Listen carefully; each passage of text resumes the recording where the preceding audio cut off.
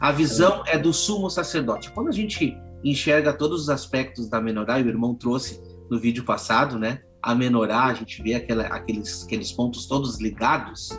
Quando a gente consegue enxergar isso, a gente está vendo que a união dessas igrejas, nós não estamos falando propriamente dito de uma peça somente. Essa peça, ela é unida.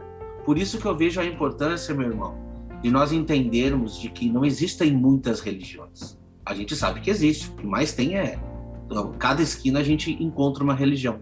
Mas o que eu quero que você de casa entenda é que a religião, na verdade, a doutrina está determinada sobre um povo. E esse povo não tem uma placa de igreja. Ele está unido, somente unido por esse castiçal, ligado num ponto só, e todos no momento certo esperando o azeite.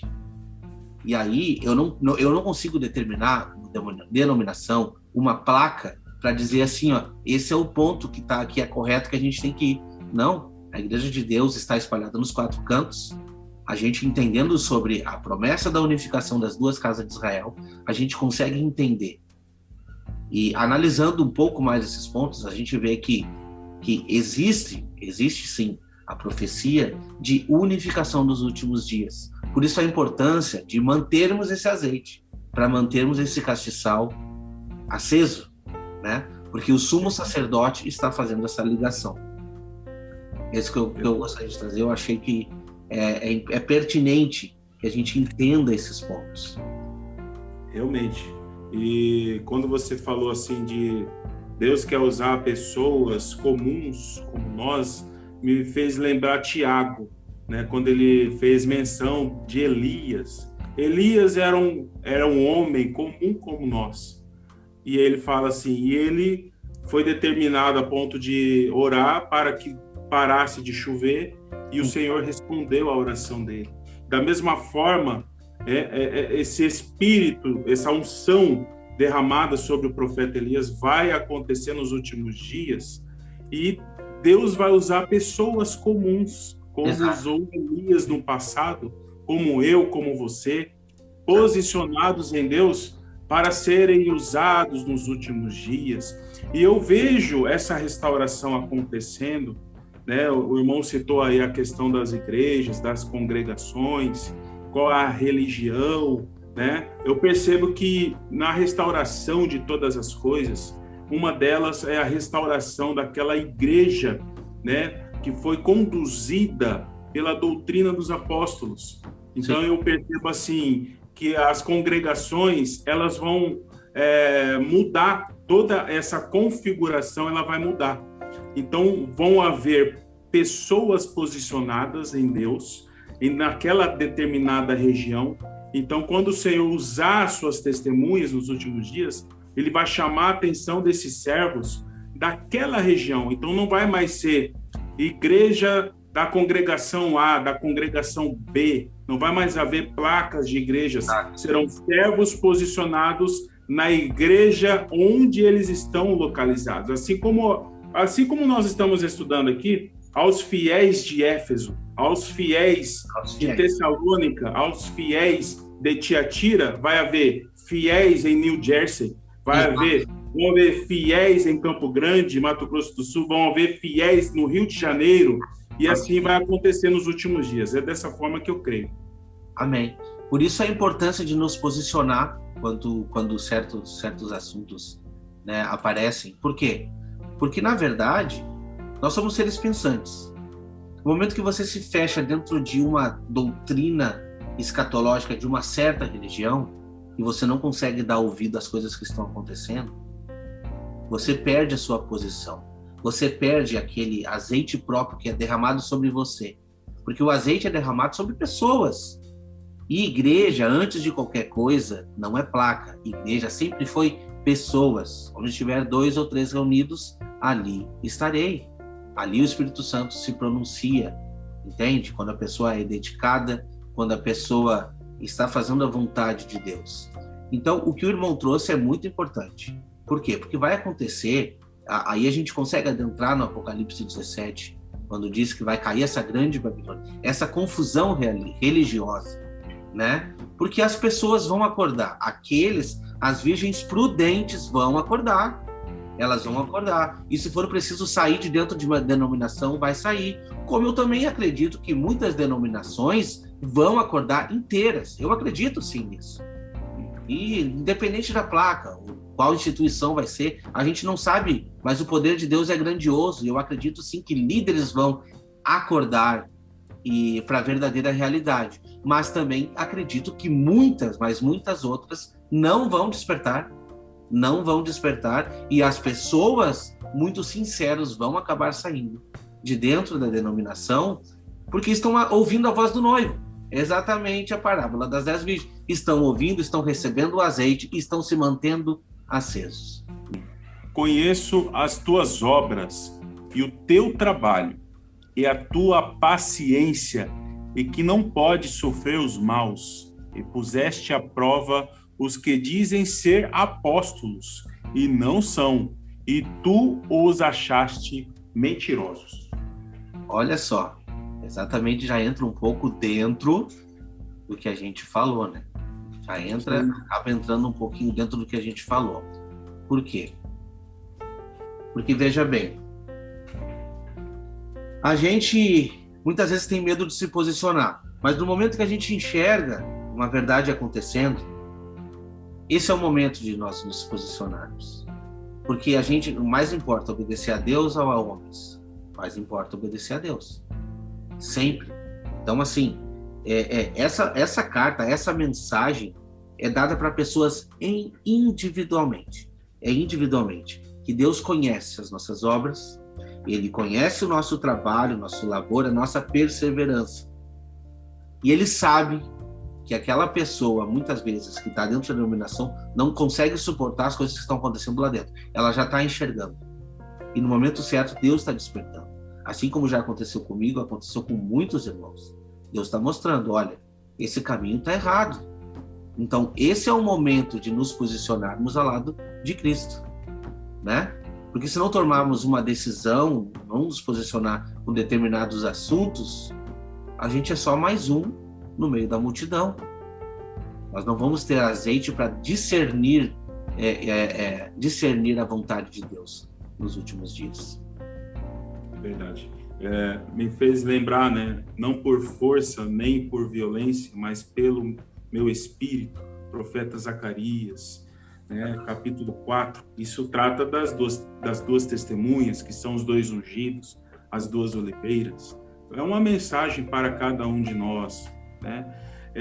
Nós precisamos receber do Senhor toda a instrução, a palavra, a revelação, e precisamos anunciar essa palavra, de maneira que todo esse convencimento, o agir, né, que vai acontecer no coração de cada uma das pessoas, tem que ser por meio do Espírito, do agir do Espírito. Muitas das vezes a gente, pelo ímpeto, pela vontade de querer observar os resultados, né?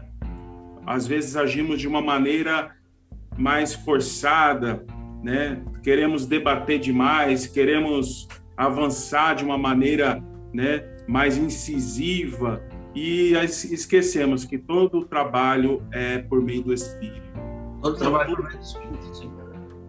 Tudo aquilo que nós precisamos fazer, nós precisamos propagar essa mensagem. Mas todo esse convencimento, todo esse trabalho dentro do coração ocorre por intermédio do Espírito Santo.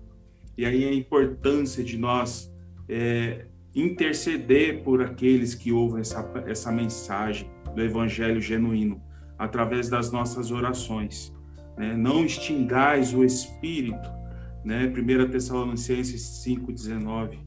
Não desprezeis as profecias, que é o verso 20. São mensagens curtas, mas que a gente precisa estar sempre meditando e intercedendo por aqueles que também hão de receber essa mensagem valiosa do Reino. Amém. Eu separei aqui, irmão, um texto, que eu convidar você que está em casa para assistir com a gente, que está lá em 2 Timóteo, no capítulo 3, que a gente vai ler. porque eu achei importante discorrer um pouco sobre aqueles, né, como diz ali, né, que Deus está vendo, aqueles que suportaram as provas, né, e que puseram-se à prova, provaram a doutrina daqueles que se declaram apóstolos e não são, mas são o quê? Mentirosos. Então eu trouxe esse texto aqui para a gente poder analisar a respeito da igreja nos últimos dias, qual é a nossa função, se a nossa função realmente é aceitar e acoitar tudo que uma liderança de uma denominação traz, ou realmente pôr à prova, assim como diz ali. Olha só, 2 Timóteo 3, vou ler do versículo 1 em diante, diz assim: sabe, porém, isto, nos últimos dias sobrevirão tempos difíceis, pois os homens serão egoístas, avarentos, jactanciosos, arrogantes, blasfemadores, desobedientes aos pais, ingratos, irreverentes, desafeiçoados, implacáveis, caluniadores, sem domínio de si, cruéis e inimigos do bem, traidores, atrevidos, afetuados, mais amigos dos prazeres do que amigos de Deus, tendo forma de piedade, negando-lhe, entretanto, o poder. Olha só, eles têm forma de piedade, mas se nega o poder. O que a Bíblia diz ali?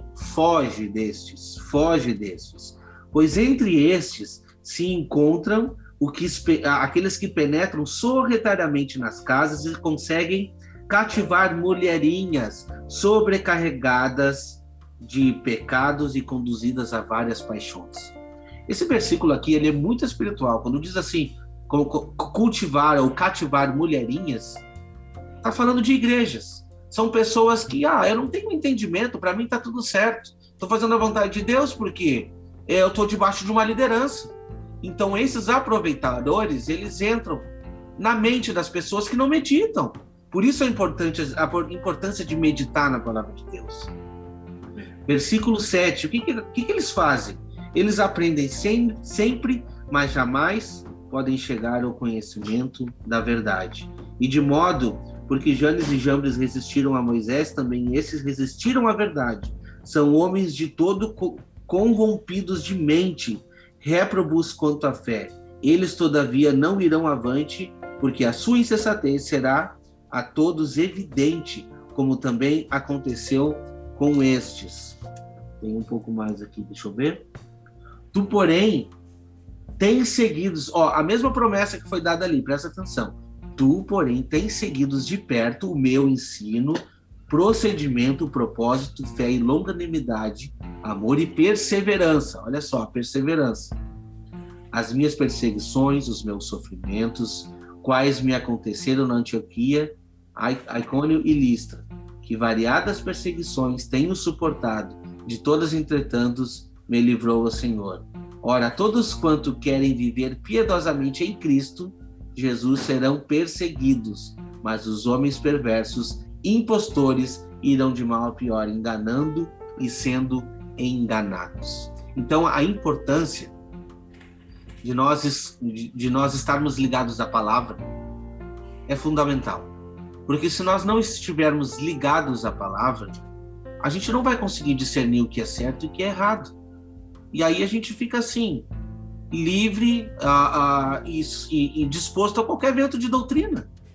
Verdade. Os ventos de doutrina nos afastam da vontade de Deus. Então, por isso que eu achei interessante trazer esse texto aqui. Muito legal. Isso me fez lembrar de Romanos 1, onde tem ali pessoas totalmente corrompidas e elas eram conhecedoras da verdade de Deus. E todas essas características que você trouxe a respeito delas, também nós achamos aqui, né? Eu vou até ler uma passagem, essa passagem, porque é muito interessante. São características que se assemelham com as características que você leu aí, né? De 2 Timóteo. Percebemos que a imoralidade está presente nessas pessoas. E são pessoas que conhecem a verdade, mas desprezam ela. Então, são características de apóstatas que se uniram aos intentos do sistema babilônico. Então, isso é muito forte e nós precisamos meditar nisso. Aqui em Romanos 1, vou ler a partir do verso 28 aqui. Quem puder ler em casa a partir do verso 22, é muito interessante, mas eu vou a partir do verso 28 aqui.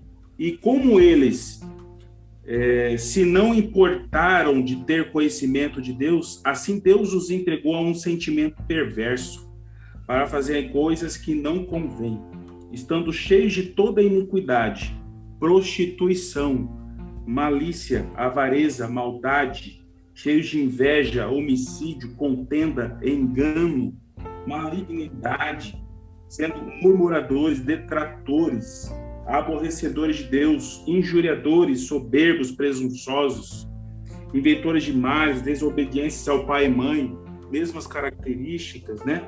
Nécios, infiéis nos contratos, sem afeição natural, irreconciliáveis, sem misericórdia, os quais, conhecendo a justiça de Deus, ou seja, conhecedores da palavra, né, que são dignos de morte os que tais coisas praticam. Não somente as fazem, mas também consentem aos que as fazem, ou seja, elas incentivam outras pessoas a fazerem. Então, são características pesadas e que eu percebo aqui uma união da infidelidade, da igreja infiel, da meretriz, da prostituta, né, que nós temos aí no livro de Apocalipse, com esse sistema babilônico.